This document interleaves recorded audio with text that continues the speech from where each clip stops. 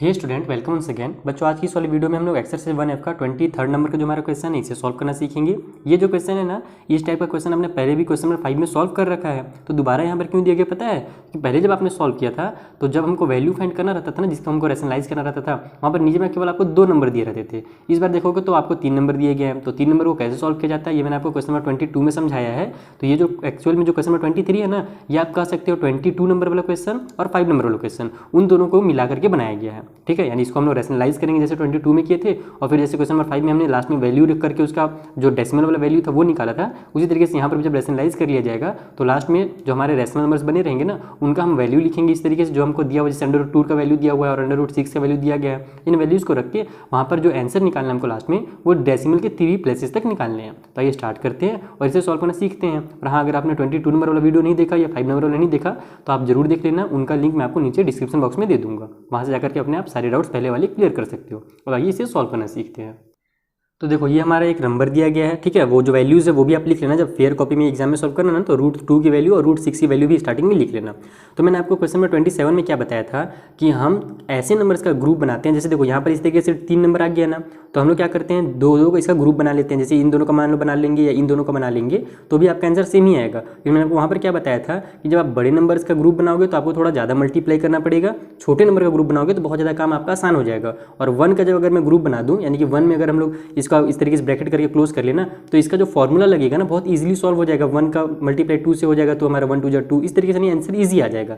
तो मैं क्या करूँगा, इस बार जो ग्रुप है ना इसका बनाऊंगा। देखो कुछ इस तरीके से हो जाएगा 1 बाई में √3 माइनस में ये ब्रैकेट में √2 माइनस में 1। इस तरीके से मैं क्या किया कि मैंने इन दोनों का एक ग्रुप बना दिया। तो अब हम लोग इसको रैशनलाइज कर देंगे। तो रैशनलाइज करने से क्या हुआ कि एक टर्म ये हो गया और एक पूरा का पूरा टर्म ये हो गया। तो ये बीच में जो माइनस की साइन है यही बस प्लस की साइन हो जाएगी। तो यहाँ पर हम लोग √3 प्लस में ब्रैकेट में √2 माइनस 1 लिख देंगे, और उसी तरीके से डिनोमिनेटर में भी √3 प्लस में √2 माइनस में 1 लिख देंगे। ऐसे आपको करके यहाँ पर लिखना है। ठीक है, और हाँ, यहाँ पर एक चीज़ और ध्यान रखना, जैसे हमने यहाँ पर क्या किया, माइनस की साइन को बाहर निकाल दिया है, तो जो हमारा √2 था वो क्या हो गया, माइनस से प्लस में बन गया। उसी तरीके से ये माइनस और माइनस मिलकर के प्लस हो जाएंगे, लेकिन एक्चुअल में तो हमारे पास माइनस है, तो इसको भी हमको क्या करना पड़ेगा, प्लस में लिखना पड़ेगा। तभी जब हमारा ब्रैकेट ओपन होगा तब ना हमारा माइनस और प्लस -2 और माइनस और प्लस -1 आएगा। इसलिए अगर आप माइनस की साइन को बाहर लिखते हो, इस तरीके से ग्रुप बनाते हो, तो यहाँ पर आप बीच में प्लस की साइन लगा देना। ध्यान रखना इस चीज़ का। तो यहाँ भी हमारा ये प्लस में हो जाएगा और यहाँ भी हमारा ये प्लस में हो जाएगा। इसको आप चाहो तो इस तरीके से ब्रैकेट में लिख दो, चाहो क्या लिखी तो ज़्यादा बेटर रहेगा।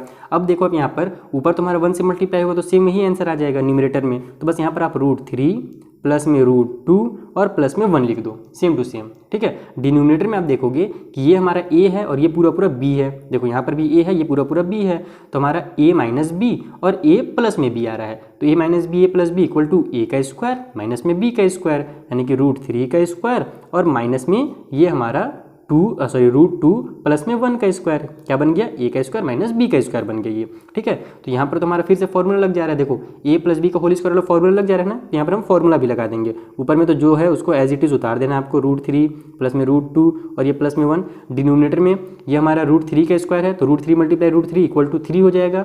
यहाँ पर माइनस साइन है तो माइनस साइन को रहने दो, क्योंकि हम जानते हैं माइनस साइन से पूरा साइन चेंज हो जाता है। इसको हम पहले सॉल्व करके इसका आंसर लिखेंगे। a प्लस b का होल स्क्वायर है ना, तो ये हो जाएगा हमारा a का स्क्वायर यानी कि √2 का स्क्वायर। ठीक है, प्लस में b का स्क्वायर यानी कि 1 का स्क्वायर, और प्लस में 2ab यानी कि 2 मल्टीप्लाई a यानी कि √2 और मल्टीप्लाई b यानी कि 1। देखो इसीलिए मैं यहाँ पर ये 1 का ग्रुप बनाया था ताकि हमारा काम जो है ना थोड़ा सा इजी हो जाए मल्टीप्लाई करते टाइम। तो ऊपर में तो हमारा 3 प्लस √2 प्लस में 1 एज इट इज उतर जाएगा, नीचे में 3 रहेगा। पहले इसको हम लोग सॉल्व कर लेते हैं, फिर ब्रैकेट ओपन करेंगे। ठीक है, या फिर आप चाहो तो दोनों काम एक साथ कर सकते हो। जैसे देखो ये हमारा √2 है ना, तो √2 का स्क्वायर हमारा 2 बन जाएगा, और यहाँ पर ये प्लस में था तो माइनस और प्लस -2 आएगा, ये ध्यान रखना। उस तरीके से 1 का स्क्वायर है तो 1 का स्क्वायर तो 1 ही रहेगा, फिर वही चीज़ माइनस और प्लस -1 आ जाएगा। उसके बाद फिर हमारा ये 2 का मल्टीप्लाई 1 से होगा तो 2 1 जा 2 हो गया, और ये 2 हो जाएगा, तो 2 √2 हो गया, और ये भी प्लस और माइनस मिलकर के लास्ट में माइनस का बन जाएंगे।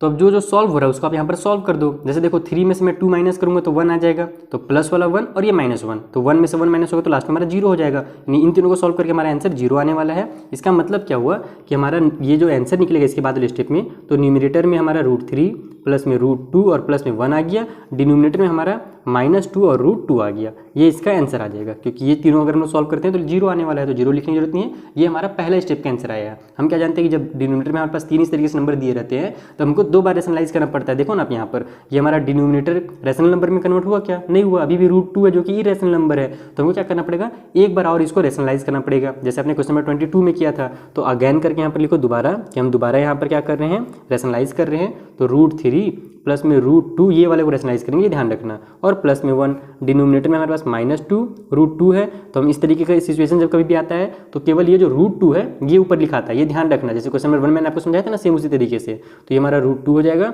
और डिनोमिनेटर में भी √2 हो जाएगा। इसका इससे मल्टीप्लाई होगा तो √2 और √3 का मल्टीप्लाई होगा तो √6 आ गया। फिर √2 और √2 का मल्टीप्लाई होगा तो हमारा पूरा 2 आ जाएगा। √2 और 1 का मल्टीप्लाई होगा तो 1 √2 आ जाएगा, जिसको हम लोग डायरेक्ट √2 लिख सकते हैं। यहाँ पर 1 लिखो या ना लिखो एक ही बात है। नीचे में हमारे पास -2 का -2 लिख लो, मल्टीप्लाई की साइन लगा लो, और ये √2 और ये √2 मिलकर के हमारा इस तरीके से 2 बन जाएंगे। ठीक है, तो आंसर कितना आ गया यहाँ से हमारा, ये हो गया √6 है ना, प्लस में 2 और फिर प्लस में हमारे पास √2 है। डिनोमिनेटर में हमारा 2 2 4 हो गया, तो ये हमको -4 इस तरीके से लिख लेना है इसको। अब क्या करो कि यहाँ पर हमारे पास √6 आ गया, √2 आ गया ना, अब इनके वैल्यूज़ को आप यहाँ पर पुट कर दो। तो हमको दिया गया था, क्या क्या दिया गया था वो लिख लेता हूँ मैं यहाँ पर। √2 इक्वल टू कितना दिया गया है, 1.414, और √6 का हमको वैल्यू कितना दिया गया है, तो ये दिया गया है 2.449। दोनों के वैल्यूज़ यहाँ पर पुट करो, तो √6 से हमें 2.449 हो गया, प्लस में 2 और फिर प्लस में √2 के जगह में 1.414 हो गया। डिनोमिनेटर में -4 है, उसको रहने दो, लास्ट में डिवाइड करने का काम आएगा। सभी न्यूमरेटर को ऐड कर लेते हैं। तो ऐड करने का सिंपल सा तरीका क्या है, इस तरीके डेसिमल में लिख लो, और जो हमारा पूरा का पूरा 2 है, तो जब हम लोग नॉर्मल नंबर ऐड करते हैं तो 2 को इधर लिखते हैं, लेकिन ये डेसिमल वाला है तो ये 2 यहाँ पर लिखाएगा, और 2 के बाद डेसिमल लग के 3 जीरो लग जाएंगे। ये डेसिमल को सॉल्व करने का तरीका आई होप आपको पता होगा ये। तो 4 और 9 हमारा 4 और 9 13 का 3 हो गया, कैरी हो गया 1, 4 और 2 हो गया 6, 4 और 4 हो गया 8, 2 और 2 4 और 1 हो गया 5। यानी कि इसका जो आंसर आ गया हमारा कितना गया, 5.863 इन तीनों को ऐड करने के बाद, और डिनोमिनेटर में -4 है। तो बस इसको आप क्या करो, आप यहाँ पर डिवाइड कर दो। मतलब मैं यहीं पर कर रहा हूँ, आप ये सब काम जो है ना रफ में करना, ऐड और जो डिवाइड का काम है। चलो मैं डिवाइड कर देता हूँ ताकि आपको समझ में भी आ जाए कैसे डिवाइड करना है। तो 5.863 है, तो 4 1 जा 4 हो गया, माइनस किया तो 1 बच गया, ये 8 उतर जाएगा, और जब हमारा डेसिमल वाला नंबर उतर रहा है तो हम यहाँ पर डेसिमल भी लगा देंगे। फिर 4 4 जा हो गया हमारा 16, माइनस किया तो 2 बच गया, ये 6 उतर जाएगा। 4 6 जा हो गया हमारा 24, माइनस किया तो 2 उतर गया, अब ये हमारा 3 बच जाएगा। तो यहाँ पर से हमारा 4 5 जा हो जाएगा 20, तो ये बन गया हमारा 3। अगर चाहो तो आप एक बार और इसमें डेसिमल लगा करके इसको बढ़ा सकते हो। अदरवाइज ये देखो हम लोग को कितना बोला था कि डेसिमल के 3 प्लेसेस तक आंसर निकालना है, तो डेसिमल के 3 प्लेसेस तक हमारा आंसर आ गया। तो इसको सिंपली आप लिख दोगे 1.464, और जिस तरीके से माइनस और प्लस का मल्टीप्लाई होता है तो माइनस आता है, सेम उसी तरीके से ये माइनस और ये प्लस का जब डिवाइड होगा तो भी हमारा माइनस में आएगा। तो जो आंसर निकलेगा ये हमारा 4 में लिख दे रहा हूँ गलती से, ये हो जाएगा 465, ये वाला जो हमने भी आंसर निकाला। इस तरीके से आपको इसको लिखना था। लेकिन एक चीज़ और ध्यान रखना कि जब हमको डेसिमल के 3 प्लेसेस तक आंसर निकालने के लिए बोले ना, तो कभी भी उसका 4th प्लेस का आंसर निकालो। मैंने आपको ये चीज़ क्वेश्चन नंबर 5 में भी सिखाया था, क्यों निकालना है, क्योंकि हम क्या जानते हैं जब जैसे इसमें मान लो मैं 0 बढ़ाता हूँ तो 4 हमारा 7 जा हो जाएगा 28, तो अब माइनस किया हमने तो बच गया 2, तो अब इसके आगे अब मत निकालो क्योंकि 3 प्लेस तक ही निकालना है।